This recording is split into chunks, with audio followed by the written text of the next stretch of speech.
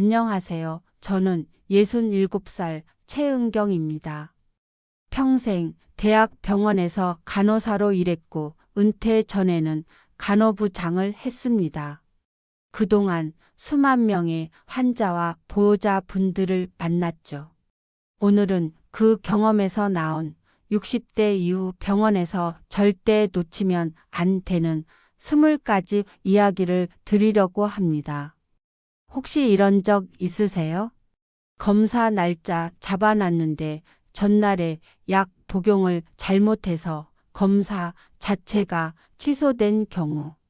진료 다 받고 집에 왔는데 약 봉투를 열어보니 집에 있는 약이랑 똑같아서 결국 버린 경우.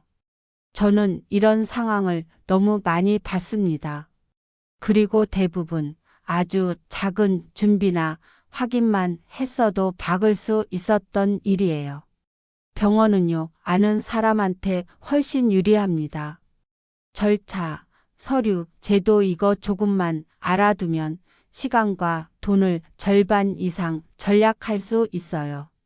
그래서 오늘은 제가 직접 목격하고 경험한 꼭 챙겨야 할 20가지를 에피소드랑 함께 말씀드릴게요.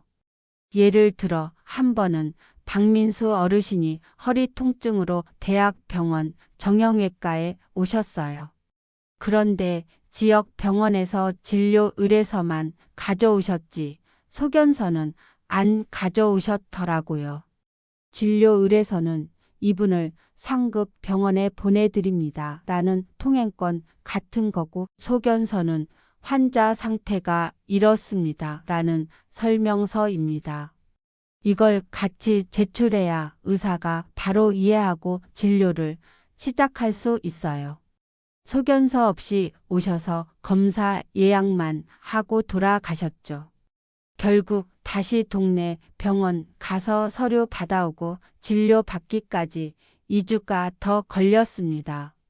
또 다른 경우 이정의 어르신은 건강검진 결과지를 정상이라는 말만 듣고 그냥 넘어가셨어요. 그런데 3년 뒤 같은 검사를 보니 수치가 꾸준히 오르고 있었더라고요. 수치는 정상 범위 아니었지만 그 추세를 보면 이미 경고 신호였어요. 이걸 초기에 잡았더라면 약도 치료도 훨씬 가볍게 갔을 텐데 말이죠. 이정의 가명 어르신은 무릎이 아파서 정형외과에 갔는데 물리치료를 여러 번 받아야 한다고 했습니다. 원래는 회당 8,000원 정도인데 시군에서 발급하는 의료비 경감 카드를 쓰면 50% 가까이 절약할 수 있었어요. 그런데 이정의 어르신은 그 제도를 모르고 몇 달 동안 전액을 내셨죠. 나중에야 다른 환자분한테 듣고 알게 됐어요. 이 경우 한 달만 잘 챙겨도 4만 5만 원은 아낄 수 있었습니다. 또 하나 의사 상담은 짧습니다. 그래서 미리 준비가 필요해요. 어떤 증상이 언제부터 있었는지, 약은 어떤 걸 먹는지, 그날 꼭 물어볼 질문은 뭔지 메모해 가시면 훨씬 정확한 진료를 받으실 수 있어요. 그냥 가서 즉석에서 말씀하면 중요한 얘기를 빼먹는 경우가 많거든요. 병원에서 특히 중요한 건 서류입니다. 진단서, 소견서, 장애인 등록 서류, 보험 청구 서류 이런 건 발급 기간과 형식이 다 달라요. 예를 들어 진단서는 발급일로부터 7일 이내만 유효한 경우도 있습니다. 괜히 늦게 제출했다가 다시 발급받으려면 돈이 또 나가죠. 발급비도 병원마다 다르니까 한 번에 필요한 걸 다 신청하는 게 좋습니다. 그리고 예약 시스템을 활용하세요. 요즘은 전화나 앱으로 예약할 수 있는데 그냥 가면 기다리는 시간만 23시간씩 걸릴 수 있습니다. 특히 MRI나 내시경 같은 검사 예약은 병원 내에서만 가능한 경우가 많으니 검사 필요성이 생기면 그 자리에서 바로 잡아두시는 게 좋습니다. 병원비를 줄이는 팁도 있습니다. 상급 병실 차액은 미리 물어보셔야 해요. 병실에 입원했는데 나중에 보니 하루에 7만 원, 10만 원씩 더 붙어서 깜짝 놀라는 경우 많습니다. 가능하면 일반 병실로 가시고 꼭 필요한 경우만 상급 병실을 선택하세요. 약은 꼭 제네릭 여부를 물어보세요. 같은 성분인데 가격은 절반 가까이 저렴한 경우가 있습니다. 약국에서 같은 성분의 다른 약 있나요? 라고 물어보시면 됩니다. 또 장기 입원이나 재활 치료를 받으실 때는 건강보험 외에도 노인 장기요양보험 혜택이 있는지 확인하세요. 등급 판정을 받으면 일부 비용을 보험에서 지원받을 수 있습니다.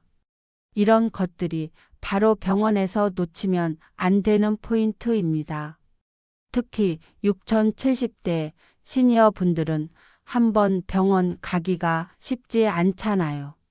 이왕 가는 김에 준비부터 진료, 약, 처방, 재활, 복지제도까지 한 번에 챙기는 게 좋습니다. 예를 들어 요즘 일부 초음파 검사는 건강보험이 적용돼서 비용이 절반 이상 줄었습니다. 그런데 위치나 검사 목적에 따라 적용 여부가 달라져요. 접수할 때 보험 적용이 되는 검사인지 꼭 물어보세요. 이 한마디로 5만 원, 10만 원이 차이가 납니다. 수술 전후 관리도 중요합니다.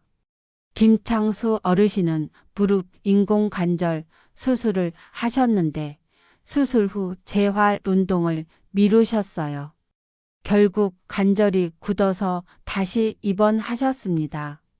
수술은 시작일 뿐이고 회복이 진짜 치료라는 걸 꼭 기억하세요. 약 중복 처방도 흔한 문제입니다. 여러 병원을 다니면 같은 성분의 약을 2번 받는 경우가 있어요.